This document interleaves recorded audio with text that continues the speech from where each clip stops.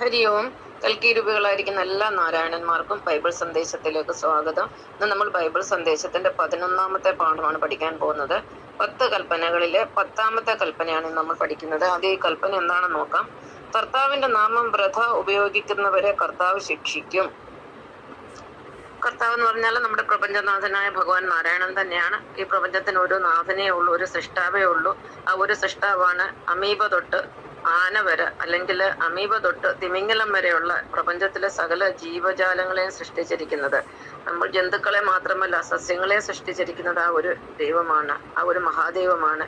അതുപോലെ ഈ പ്രപഞ്ചത്തിലെ സകല വസ്തുക്കളെയും, അതായത് പഞ്ചഭൂതങ്ങളായ അഗ്നി, ആകാശ, വായു, ജലം, ഭൂമി എന്നിവയെ, സൂര്യൻ, ചന്ദ്രൻ, നക്ഷത്രങ്ങൾ, ഇതെല്ലാം സൃഷ്ടിച്ചിരിക്കുന്ന ഒരേ ഒരു കർത്താവാണ്, ഒരേ ഒരു പിതാവാണ്, ഒരേ ഒരു ഭഗവാനാണ്, ഒരേ ഒരു പരമാത്മാവാണ്. ഈ ഭഗവാന്റെ നാമം അല്ലെങ്കിൽ കർത്താവിന്റെ നാമം വൃഥ ഉച്ചരിക്കുന്നവരുണ്ട്. വെറുതെ ദൈവത്തിന്റെ പേര് വലിച്ചഴിക്കുന്ന ആൾക്കാരുണ്ട്. ആരാണ് ഈ പറയുന്നത്? നിരീശ്വരവാദികളും ഭൗതികവാദികളും. എനിക്ക് തോന്നുന്നു സാധാരണ ഒരു ഭക്തന് ഉപയോഗിക്കുന്നതിനെക്കാട്ടി കൂടുതൽ ദൈവത്തിന്റെ പേര് ഉപയോഗിച്ച് ദൈവത്തിനെ ആക്ഷേപിക്കുന്നത് നിരീശ്വരവാദികളാണെന്നാണ് എൻ്റെ ഒരു വിചാരം. ഒരു ഉദാഹരണം പറഞ്ഞു കഴിഞ്ഞാൽ എൻ്റെ ഒരു ജീവിതത്തിലെ അനുഭവമാണ്. ഞാൻ 1984 ഒരു ക്രിസ്തീയ യുവാവിനെ വിവാഹം കഴിക്കുന്നത്. അവര് ഭയങ്കര നിരീശ്വരവാദികളായിരുന്ന കമ്മ്യൂണിസ്റ്റുകാരായിരുന്നു.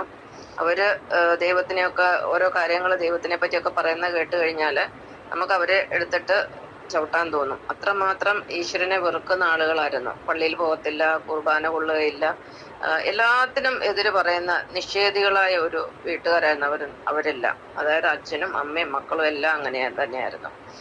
അപ്പം ഈ ആളുകളെ അവർക്ക് പെട്ടെന്ന് ശിക്ഷ കിട്ടി. അതായത് അവിടുത്തെ അമ്മ, എൻ്റെ രണ്ടാമത്തെ അമ്മ, ഈ അമ്മ, അവര് 52ാമത്തെ വയസ്സിൽ അധ്യാപികയായിരുന്നു, ഹാർട്ട് അറ്റാക്ക് വന്ന് മരിച്ചുപോയി. അവരുടെ മൂത്ത മകന് 39ാമത്തെ വയസ്സിൽ മരിച്ചുപോയി. പിന്നെ എൻ്റെ ഭർത്താവായിരുന്ന സന്തോഷ് വർഗീസ്, അദ്ദേഹം 39ാമത്തെ വയസ്സിൽ 2005 മരിച്ചുപോയി.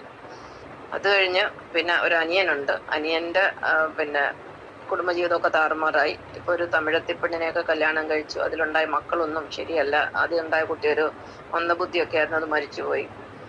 പിന്നെ അവരുടെ പപ്പ മരിച്ചു.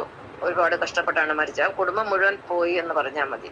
അപ്പോൾ ദൈവത്തിന്റെ നാമം വൃഥ ഉച്ചരിക്കുന്ന ദൈവം ശിക്ഷിക്കുക എന്ന് പറയുന്നത് വളരെ അച്ചട്ടായ ഒരു കാര്യമാണ്.